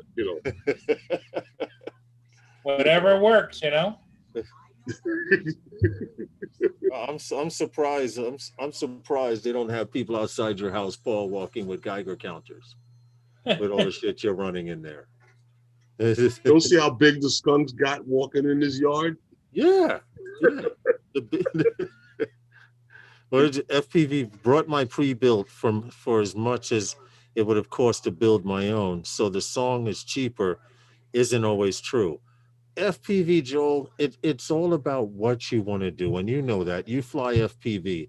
If you want a bird that you're going to put $500 into, as opposed to a bird that you're going to put $300 into, you know yourself as an FPV person, that $200 makes the difference on whether you'll fail safe at a quarter mile or fail safe 50 feet away. I mean, that's pretty much how I see it. Brendan Connor says, you go, Herman. We got like 30 minutes left to this live stream, and we did. I'm not going to say like other people. There was no drone news, but there's always drone news, like Herman said. We covered several things today. Yeah. We covered a few topics. I guess we're going to kind of go squirrel. Even the Jets game. You want to talk about the Jets game? Why bother? Well, see, since you said that, Tom, I don't have to ask who won. Well, no one looking at that schedule expected the Jets to go into Kansas City. Yeah. And what was the point spread? What was the final? Because they predicted on the news 28, 35-17. I don't even think they had 35-9 in the second half of that. That was pretty damn close, Tom, to what they put. I mean, as far as I don't know what the spread was, but in spread, 26 points. 26? I think the spread was 22 or 23. Wow. No, night train, man. I don't have any alcohol tonight for a shot and a drop. 26 points. What you need? Yeah. Herman's willing to do a shot and a drop with your night train. Which, by the way, I mentioned you earlier, Mike. We got to talk about this thing for before Thursday. I want to give those motors away. They're not doing me any good sitting here. I have to give them away, or I'll be forced to build something else. Here we go. There's the lie. He's going to build something else anyway. He just doesn't want to use those motors. This right here is my last build for the year. Tell the truth. This stuff right here. This is hey, start recording right now, Herman. I don't have to. We know it. I got it written down. Build for the November 1st. The last one, November the 1st. Yeah. Right. 6:32 p.m. Eastern time. Yep. Lawrence said that if he doesn't get rid of the motors, he's going to be forced to build another drone. Which is he's going to build another drone by January anyway. That's right. Whether it be by hook or crook or tree in the park, he's going to build another drone anyway. Yep. No, I'm telling you. You know whether why? The tree reaches out and grabs it and takes it out of the sky, or he finds the money to find another one and build another one. It's going to happen anyway. And what he'll do is he'll tell the wife, well, I just couldn't do it. It was just such a great deal. No. It'll be, this is the same one. What are you talking about? Hey, Night Train, I'm not so concerned about doing it for those guys. I just want to give the motors away. So your channel is an FPV channel, and I have FPV motors. So I felt it was only fair to give them away on there. We need to just come up with a way for a list of rules for these guys Use to the go by YouTube and random take it from there. access or whatever they call that. Access happened, rider, Herman? whatever they call that thingy. The thing I sent you that link on the YouTube. Why are y'all throwing gummy bears over here? Oh, because they think you the gummy bear chalkboard. lands on my freaking keyboard. You see those right there, Lawrence? Back when I was in high school, right? You know, you could throw those from the back of the room and they stick on the wall. Oh, get out. Yeah. They said back in the day you could throw these from the back of the classroom. Yeah, we used to do that. Throw them from the back. They stick on the wall. The teacher never used to see them, but they stay up there for a while, and eventually they start falling off while he's teaching. That's funny. But Night Train, I will definitely be on Thursday. I may be getting home a little late, but I'm gonna try and come on to the live stream. It's just nothing hard, nothing difficult, and also I have a major requirement. You must live in the United States. I'm not spending $200 to send $100-something motors to the UK. I'm not going to spend $200 to send motors to the UK. I've been there, tried that, done that. It can be quite pricey. But other than that, you can come up with what kind of trick they want to do, or maybe it could be a multiple of things. Maybe they have to watch a certain amount of videos and name some tricks. Come up with something. We'll talk about it more on Thursday. But I want to hurry up and do it before the holiday. Yes, U.S. only. I agree, dude. I'll ship to anywhere in the United States. I don't care about that. But I tried to ship something to Tim Jackson. Remember Tim Jackson won the Tello, Herman? Mm-hmm. Mm-hmm. Come to find out, they had the Tello over there in Australia for $80, and they wanted me to ship the Tello for, I think it was $100 and something. No, you could have got it to him for cheaper. Right. I was like, hell, I could send PayPal him the money, and he could break it down into little parts and send it in envelopes. Right.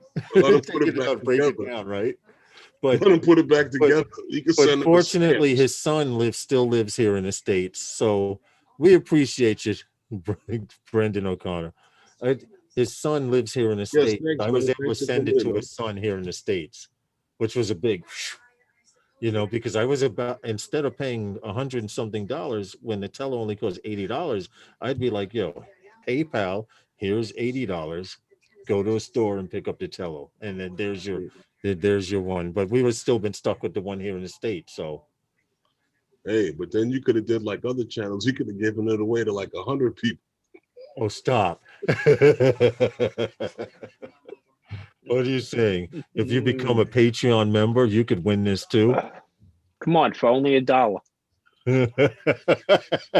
Or you could have not just giving one away and give it to your nephew. What's that, Tom? Not giving one away? Giving 6 of them away. 6. Oh, you remember? Oh, wow, that's funny. Still love the guy. You gotta love YouTube creators, huh? Hey, there's some hustle there, okay? What can Hawaii's doable, Paul. Drone bow. Hawaii's doable, even doable. Oh man, that's funny. Oh, that's a good one. You know what? I'm just interested to know, Tom, without saying any names or anything. Yeah. I'm interested to know how many people has won any of these contests and who are they? Well, let me see. There's the nephew. There's the sister. What was it? Then there's the cousin. Wasn't there a state law or something like that? You had to publish a list of sweepstakes winners. Mm-hmm. Had to be on file within X number your taxes. Yeah. So, yeah. I don't know. I haven't won, man. I just haven't won. Well, you know why? I know why. I forgot to send this in. Damn. So okay. No, but I'm saying I don't. It's that senior thing happening. I'm sorry. I never understood. Maybe I don't know. Maybe it's me, but I don't see how they could even find out that your cousin won the prize and gives it back to you, so you can give it away again, and you can give away 6. I'm just saying that I saw a giveaway for, and I agree with Tom, for six objects that were supposed to be given away. I'm not even gonna say what they were because then we may incriminate the person. And then I saw another contest giving away 2 of these objects, and I've never seen these contests come to an end, and I've never saw any winners. That's all. Well, I mean that we don't want to do that. That's why just because you never see the winner, I mean, that doesn't mean somebody didn't win. But it's just the same as to say that the winner could have been a cousin, a brother, uncle, sister, wife, daughter. But wasn't there also like employees and subsidiaries cannot participate? Yeah, that's when they can prove it. Oh, I'm sorry. Those are the radio stations. That's when they can prove it. Tom, that's when you pay your taxes right. You can't do stuff like that. That's when, Tom, seriously. On all those contests that you've never won, did you ever investigate whether or not that the radio guy's cousin didn't win? Well, I know for a fact that I have a cousin. He retired, and then he got a job as a bus dispatcher just to kill the time. Okay.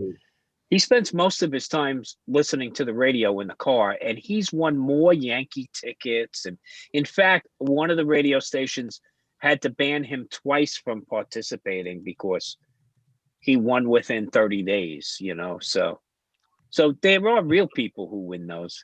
We're talking about legitimate contests, right? So yeah, that is true. But, you have a valid point there. Yeah, you have a valid point, Tom. Look, you got to hustle to make a living these days. Well, I just figured that the main objective for giving away the motors was, like I said, I before I did the real FPV is a learning process, and you're always learning something every day. FPV in real life, camera, drones, you're always constantly learning, especially if you're in a hobby seriously. And I had brought this size motors for a 7-inch build, and I had recently found out that the stator, which is the sound, the size of the motor, needs to be a certain size per certain size of the drone. So from 5 inches is down, you can use a certain size stator, and from 5 inches and up. Well, these motors would have worked better on a 5-inch or a 4-inch as opposed to putting them on a 7-inch. I probably would have fried them. Okay. So rather than take them and put them on something, which I don't really need to do, if it ain't broke, don't fix it. I figured I might as well give the motors away. Well, Lawrence, I won a free trip once, but I had to get in to where the trip left was where it left from. Yeah, they do stuff like that. Night Train. They'll say you've won a contest on a weekend. Yeah, but you got to get to California at 6 p.m. When you get off the plane in Vegas, do not go for the free show tickets. Okay. There's nothing free about show tickets. No. So what you're getting is a 4 to 7 hour pitch for a timeshare. That I can't still believe people are buying timeshares. Okay, so be very biggest. Brendan, careful. I just wanted to answer him real quick. Yeah, Brendan, I'm an electrician, so it was something that interests me, and I just wanted to play around with it because, like I said to Lawrence, I have a perfectly working machine here, and it's just I've looked at a lot of different things that guys have done, and looked at a lot of different, thermal tests and stuff that guys have done with computers, and it was something that I got an idea about doing myself, and it was something that Justin, who happens to actually be a part of those guys, that he's usually off doing a lot of things. He's actually our computer guy, and he built actually this machine. And this one here. And I'm going to work with him on building that. And it was just a little project that I was like, you know what? I'm going to take my time because I wanted to say, like, I've seen guys build PCs for guys that build PCs for 1,000, 2,000. What's your budget? Everybody's got a budget for what they're looking at. And I was like, I wanted to do something, and I wanted to keep it like along the lines of like, what the hell? Just spend the money, build it. But at the same time, I'm not trying to go broke, so I'm not trying to do it all at one time. And keeping it within your means. like I said, oh, let's go Threadripper and let's go, you know, and go crazy because, you know, you're talking about a $3,000 processor right there. And that's crazy. Oh, there's something troubling happened. I just saw somebody I love following all the time, Anthony Charles, and a lot of his work. He just published a new BLM mural photo, so that could cause some angst on a particular website. I'm sorry, Facebook group or two. But what a perspective he posted. You saw it's the one where he's unbelievable. standing on a letter B. Yeah, unbelievable, right? And you're looking down the lane. Yeah, he's got a great that perspective. That perspective there is awesome. He's got a look, the vanishing line, right? I followed him. Vanishing lines. I followed him because he flies out here along the peninsula I live, and always Anthony's top. I thought he lived out here. He has so much videos from out here, but he's from Brooklyn, and he loves he loves the ocean. He loves the beach. He comes out here to work out in the morning. And when I was just getting into drones, Invincible Storm was one of the guys I used to follow because it was from my neighborhood, which was inspiring. If you get a chance, definitely check out his work on YouTube, Invincible Storms. Anthony's got some great stuff. Okay, definitely worth a look, or two, or three, or four. So definitely check him out. FPV Joel, I was thinking about doing a video on the build. The problem is a build that takes the average FPV person 2 hours to build, 3 hours to build. It'll probably take me about a week. And plus, I just have to order some LEDs. I've decided to throw LEDs on it because I want to be able to fly it at night. Well, you see, the thing is, anything, even no matter what you're doing, it could take anybody a week. But if you get everything in place and you work through your process and how you're going to do it, I actually have a stand here. It doesn't have to. You see this? This is the screen that's above. I'm trying not to show in the light, but this is the screen that I'm looking at when you see me looking up. But I have this here specifically to put a GoPro here to look down as I'm doing work, but I've never followed through with it. Why? I don't know, but I have two GoPros here. I have a session here, and I have the mounts to put them. I have the mounts to put it right here on this piece, you know, looking down. I just haven't followed through. I don't know why. Script out the build. Huh? You have to script the build. Yeah. I just go ahead and do it. $1,000 will get you an awesome PC build, Herman. Yeah, okay, you're right. I'm not saying no, but I have above that now. What it is like I said, is just an idea, a thought that I had. Right. It's something that I wanted to do, and I'm working on it. Is it cheaper to build your own PC, JSK? Yes. For some people who don't want to go through the plug and play stuff, but right, depending on where you're going and what you want to do, yes. Yeah, of course. But cost effectively, if you're not a techie, it's like drone FPV parts. Okay, you buy this FPV part, and it costs $300 if you buy it from someone else. And if you go to the distributor, you may get it for about $250, $200. That's the difference. I would more so explain it as this. You went down to the Porsche dealer and you went out and bought a car that has a speedometer that clocks 260 miles per hour. Are you ever going to do that? No. But if you had to, you have a car that can do it.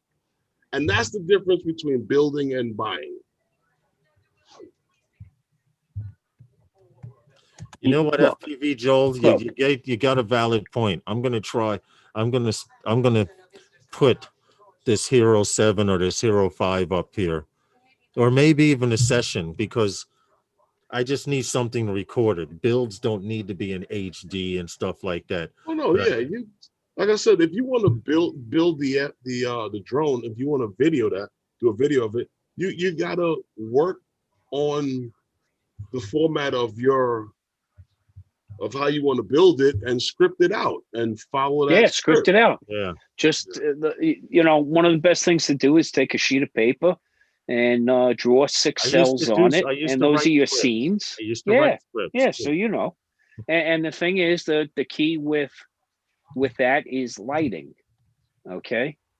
If you're going to do a video on the build, just make sure you light it properly.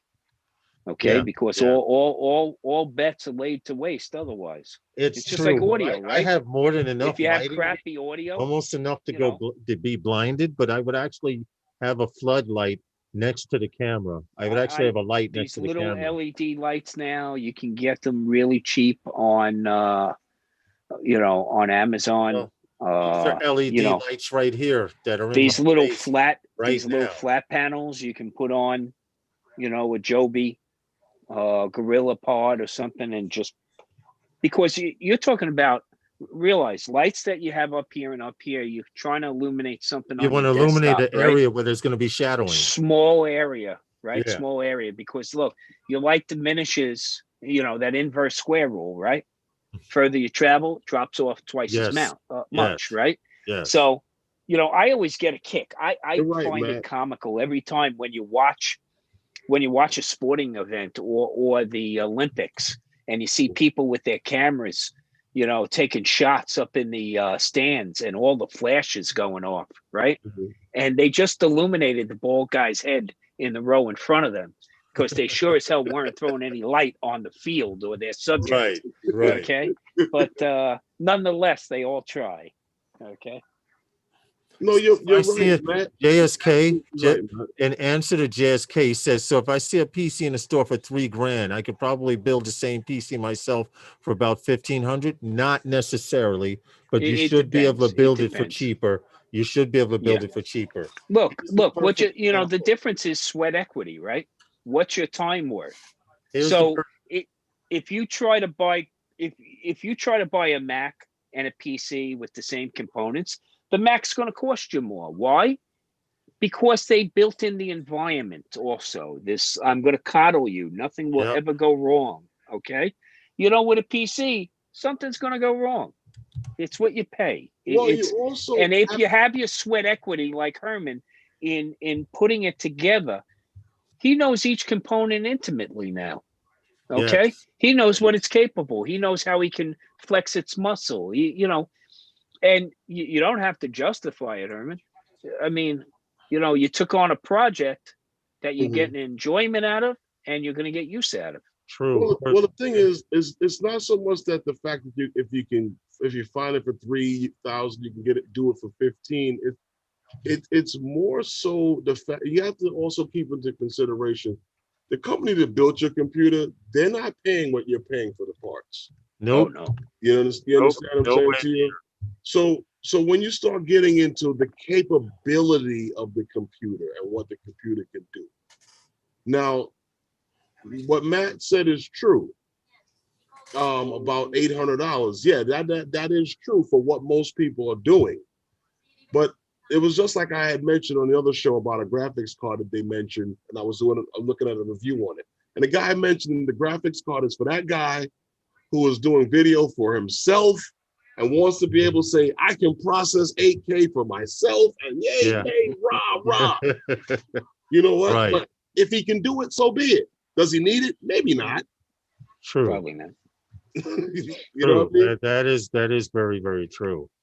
Does he have to spend $1,500 to $2,000 to do it for that alone? No. JSK, what everybody else is doing, it's super, like comes out a lot cheaper. Like Tom and Herman said, it is cost effective to build it yourself, and plus you get that personal experience. For example, I paid $350 for this bird, right? Now that I know how to build, I could have built this bird for $200. Now that I personally know how to build them, but I was willing to pay the extra money because there was something I did not know how to do, which was build them. And that makes a difference. So if you're not building computers every day, I don't suggest trying to build a tower. Well, that's not something that I've ever done either. But from what I'm saying to you is that I'm an electrician. No, but you came And for with a some of the certain skill set cabinets to that I begin put with. components into Matt says he can and run process cables 8K like and butter. dress these cables and put into these cabinets and built out different cabinets that run different machinery research centers here, right here in New York. You know, right in New York City, different buildings, you know, services that run different buildings right here. I mean, Yeah. for me, looking at a computer bill, that's like, No, that's not a big deal. giving the kid a couple of handful of Cheerios, you know? It's really not that big. Matt says he can process 8K. What graphics card do you have in your build, Matt? And the reason I'm asking, because that's what it all comes down to. Motherboard, processor, how many core, memory. Those are the key components. The memory being RAM, the motherboard that can handle the processor, and the graphics card. Well, He's using the RX 5700 right. AMD. Ryzen. Okay. Yeah, it's a Ryzen chip. Yeah. Okay. 512 SSD. All right. That doesn't, you don't need any much more than that. But what I'm saying to you is that when you start getting into 3D graphics, that's when you start getting into bigger graphics cards and stuff like that and things that guys are doing. But other than that, that processor that he's talking about there, that's great. Well, look, guys, it's 5 minutes to. Guys are jumping to the 9. It's 5 minutes. Yeah, I got to go We're get gonna my end flu the shot stream. tonight. We're going to end the stream a little early. It's Sunday night. I would like to just go sit on the couch and relax, kick the shoes off. It's been fun. It's been real. So only 5 minutes difference. 5 minutes early for the night. We appreciate all of you and for all the support that you give us. Don't forget to hit the thumbs up button. For continuing to return, hit the thumbs up or the thumbs down. It doesn't matter to me because I don't look at that. I don't. It helps us. I don't turn it off so you can't see how many likes there are and dislikes. I really don't care. What I care about is the fact that you come back repeatedly to check us out. Don't forget to check out Paul Merry, the one who's been editing and buying stuff on Amazon all night. Tomorrow night at Monday Keeping night. the economy alive. Yes, at Monday nights, 5 p.m. Eastern Standard Time. Bye. And then there's Herman, Phantom Flight 101, Wednesday nights, 5 p.m. Eastern Standard Time. And we'll have the Tom Dowling live 3 stream. a.m. Tom time, coming up by the end of the year from Nevada. So look for that. 3 a.m. Eastern time, right? Anyway, I'll be along for the ride, gents. Okay. Sunday nights with those guys is sponsored by those guys. And we appreciate you all. Everyone have a great night. Fly safe, stay safe. And like I say, if anyone comes within punching range of you, punch them and stay 6 foot rule. You'll get away with it. Good night, everyone. Night. Stay safe. Vote if you're in the U.S. All right. Are you sure you want to end the stream? Yes, we do.